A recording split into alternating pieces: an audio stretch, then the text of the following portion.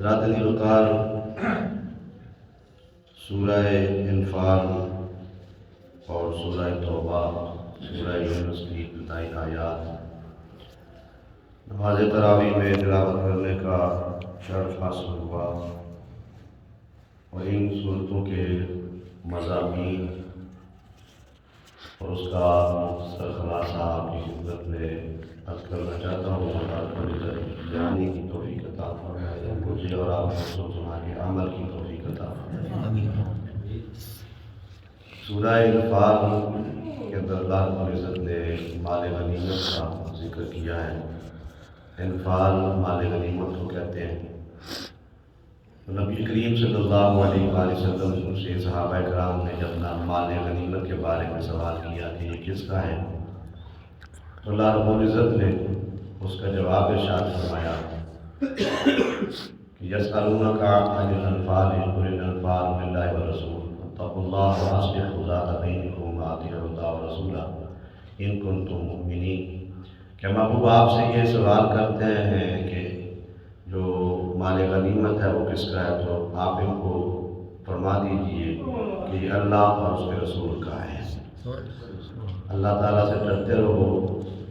اور آپس میں صلح رکھو اور اللہ اور اس کے رسول کی اطاعت کرتے رہو اگر تم مومنین ہو۔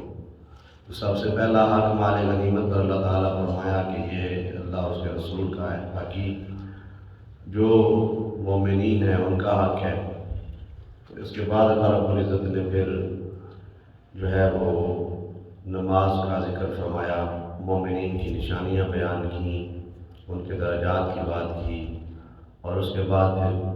جہاد کا ذکر کیا۔ زیادہ اس سورہ مبارکہ میں جو موضوع ہے وہ جہاد ہے۔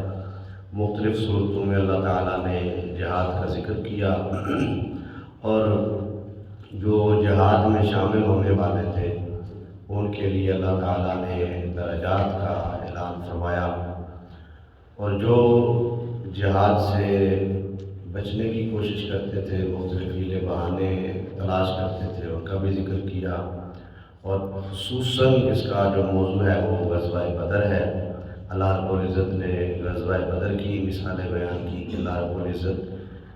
جب کوئی مخلص مومن اللہ کے راستے میں نکلتا ہے تو اللہ تعالیٰ اس کی ضرور مدد فرماتا ہے، اور پھر جس انداز میں مدد کی کہ میدان بدر میں جب مومنین کے پاؤں ٹھہر نہیں رہے تھے تو اللہ تعالیٰ نے ان کے لیے اذ یغشیکم النعاس امنۃ منہ وینزل علیکم من السماء ماء لیطہرکم بہ ویذھب عنکم رجز الشیطان ولیربط علی قلوبکم یثبت بہ الاقدام۔ اللہ تعالیٰ فرماتا ہے کہ پھر اللہ تعالیٰ نے آسمان سے پانی نازل کیا اور اس پانی نے لیطہرکم بہ ان کو پاک کر دیا، ویذھب عنکم رجز الشیطان اور جو ان کے دل میں شیطان وسوسے ڈال رہا تھا، خوف ڈال رہا تھا، اللہ تعالیٰ نے اس کو دور کر دیا اور ان کے جو قدم ہیں وہ مضبوط کر دیے۔ اسی طرح اللہ رب العزت نے پھر اپنے محبوب کی طرف وحی نازل فرمائی، جو خوشخبری سنائی، جس طرح فرشتوں کی آمد ہوئی اور جس انداز میں فرشتوں نے آ کے مدد کی اس کا بھی ذکر کیا۔ تو اس کے بعد پھر اللہ رب العزت نے ساتھ خوشخبری بیان کی کہ جو بدر میں شامل ہوئے ہیں ان کے لیے خوشخبری ہے کہ اللہ تعالیٰ نے ان کے لیے بخشش کا اعلان کر دیا ہے۔ اور اس کے بعد پھر سورہ توبہ ہے، اس کا مضمون، اس کے اندر جہاد بھی ہے، اور سب سے جو اس کا مین مضمون ہے وہ کافروں کے لیے کھلا اعلان جنگ ہے۔ اللہ تعالیٰ نے فرمایا کہ اب ان کے ساتھ کوئی جو ہے عہد و پیمان نہیں ہوگا، اور جو عہد و پیمان توڑنے والے ہیں دوبارہ ان کے ساتھ کوئی بھی معاہدہ جو ہے وہ نہیں کیا جائے گا، کیونکہ یہ خطرناک لوگ ہیں اور انہوں نے جب بھی موقع ملا تو اسلام کے خلاف سازشیں کی۔ تو اب ان کے لیے اعلان جنگ ہے اور کھلا اعلان جنگ ہے، اور اسی حوالے سے سورہ توبہ سے پہلے بسم اللہ الرحمن الرحیم نہیں پڑھی جاتی، کیونکہ اس میں اللہ رب العزت نے کافروں کے لیے کوئی راستہ بھی نہیں چھوڑا کہ اب ان کو کسی وجہ سے چھوڑا جائے، اور میں جہاں بھی یہ تمہیں ملیں ان کو قتل کر دو۔ تو کھلا اعلان جنگ بھی ہے، اور اس کے اندر توبہ اس سورہ مبارکہ کا جو نام ہے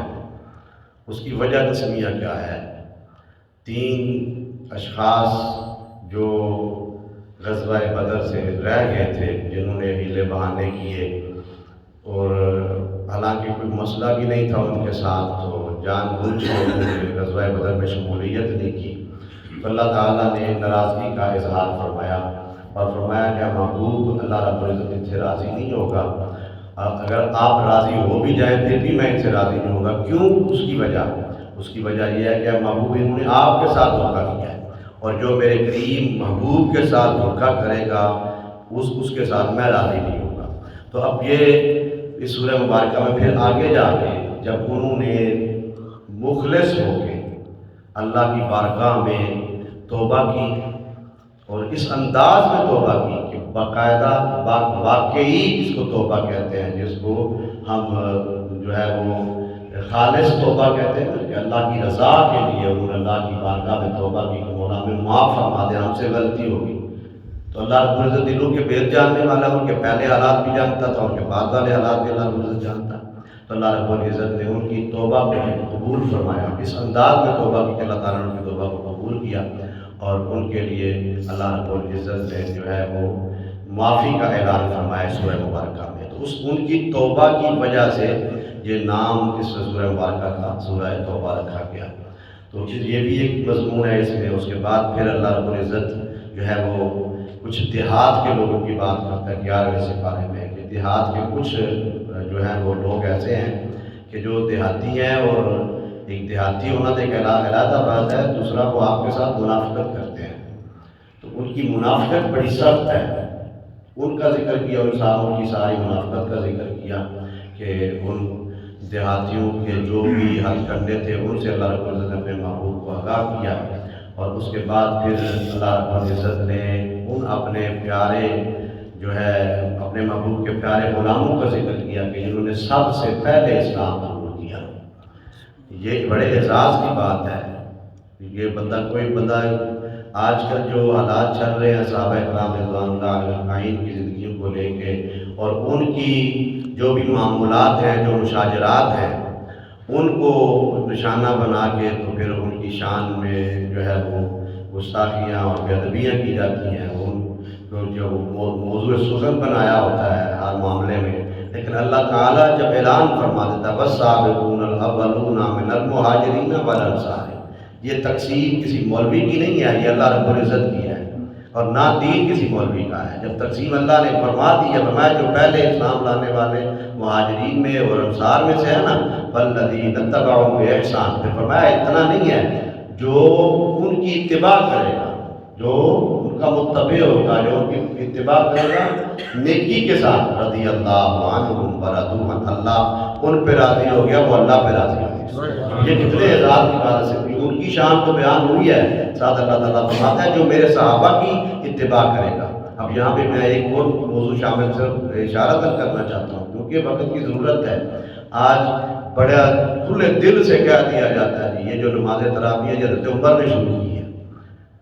حضرت عمر نے شروع کی۔ میں ایک رات کو ایک بندے کا کمنٹ پڑھ رہا تھا ویڈیو کے نیچے، میں بڑا حیران ہوا۔ اس نے کہا جی یہ حضرت عمر نے شروع کی ہے تو بہت بڑا گناہ ہے اگر نماز تراویح آپ پڑھتے ہیں۔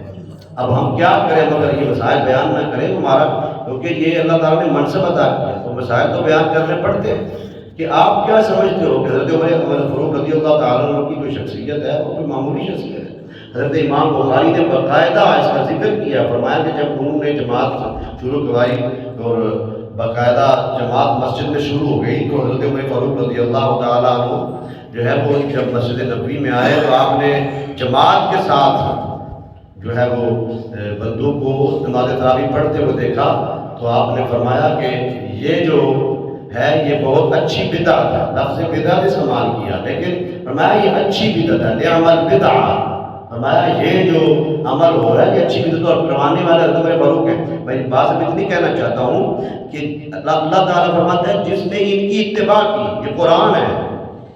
جس نے ان کی اتباع کی یہ نیکی کے ساتھ، جو نیکی ہے نا یہ نماز تراویح پڑھنا نیکی ہے نا، تو نیکی کے ساتھ اگر کوئی بندہ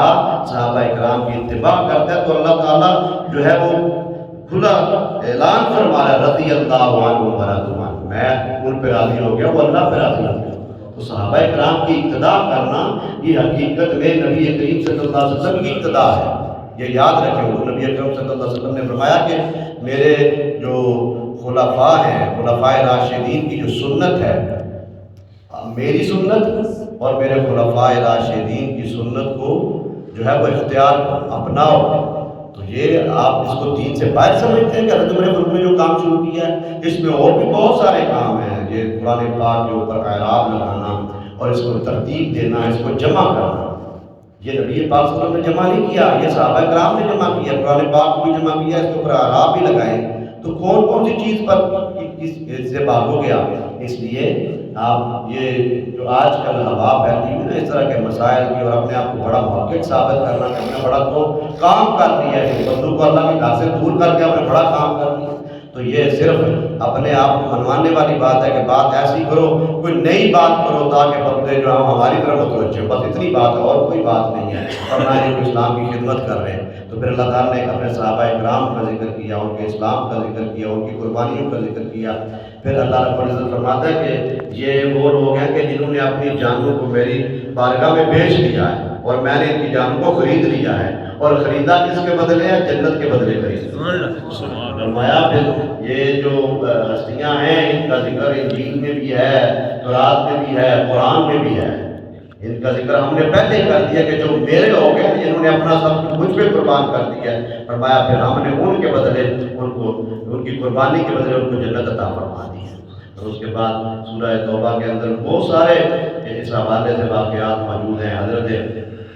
جو غار ثور کا واقعہ موجود ہے، ہجرت کا موجود ہے، اور اس کو مثال دے کے اب یہاں بھی صحابی رسول کا نبی اکرم صلی اللہ علیہ وسلم کے ساتھ جو وفا ہے اس کو قرآن نے بیان کیا،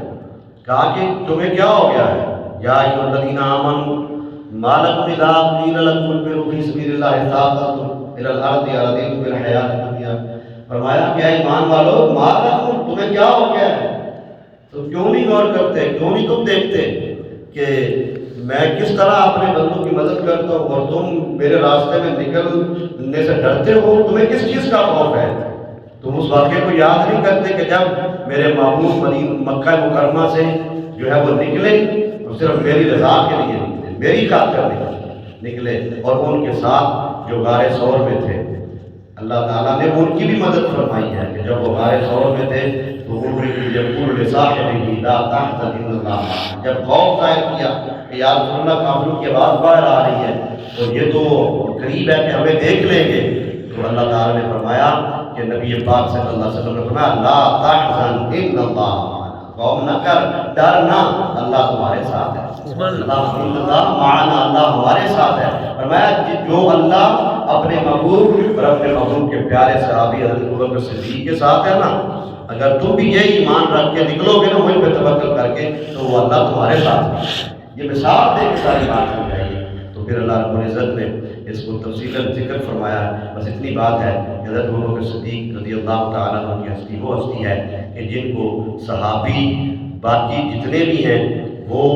صحابی ہیں حدیث کی روح سے۔ حضرت ابوبکر صدیق کا امتیاز یہ ہے، فرق یہ ہے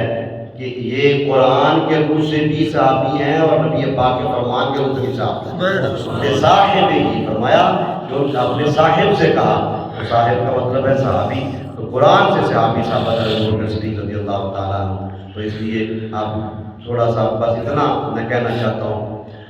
کسی نہ فرقہ واریت کی بات کرتا ہوں، میں تو صرف میں اکثر یہ کہتا ہوں، میں کہتا ہوں مجھے کسی کے ساتھ کوئی غرض نہیں ہے، میں نے کسی کو منانا نہیں ہے، میں نے تو اپنوں کو بچانا ہے، بس میں نے کسی کو منانا نہیں، نہ کسی کو منانے کا ٹھیکہ لیا ہوا ہے، بس اتنا ہے کہ جو اپنے ہیں ان کو بچانا ہے، جو پیچھے رہ گئے ہیں ان کو بتانا ہے کہ یہ جو ہستیاں ہیں، کبھی بھی زندگی میں آپ کے سامنے اگر کوئی بندہ ایسی بات کرے تو آپ کے اندر اتنی جرت اور آپ کو اتنا علم ہونا چاہیے کہ آپ اس کی زبان بات کر سکیں اور آپ اسے کہیں کہ آپ ان ہستیوں کے بارے میں کوئی الفاظ اپنی زبان سے نہ نکالیں، کہ یہ وہ ہستیاں ہیں کہ جنہوں نے سب کچھ دین پر قربان کر دیا۔ پھر اللہ تعالیٰ کا ذکر قرآن پاک میں کیا ہے، پھر محبوب کے جو پیار کو، محبت کو، اپنی امت سے جو الفت ہے، جو اپنی امت کی چاہت ہے، اللہ تعالیٰ نے اس کو قرآن پاک میں بیان کیا۔ سورہ توبہ کے آخر میں چاہت کو بیان کیا کہ میرا محبوب آپ کا چاہنے والا ہے، تکلیف آپ کو اگر کسی موقع پر آپ کو تکلیف ہوتی ہے تو صرف آپ کو ہی نہیں تکلیف ہوتی، میرے محبوب کو بھی تکلیف ہوتی ہے، اس نے چاہنے والے ہیں۔ اللہ تعالیٰ نے اپنے محبوب سے کا ذکر کیا اور ان کا جو پیار ہے اپنی امت کے ساتھ اس کا بھی ذکر کیا ہے، اور سورہ یونس کی ابتدائی آیات میں حضرت یونس علیہ السلام کا ذکر اور ان کے ماننے والوں پر جو اللہ تعالیٰ نے انعامات فرمائے ان کا ذکر ہے، اس لیے سورہ مبارکہ کا نام سورہ یونس ہے۔ اللہ تعالیٰ مجھے اور آپ کو عمل کی توفیق عطا فرمائے۔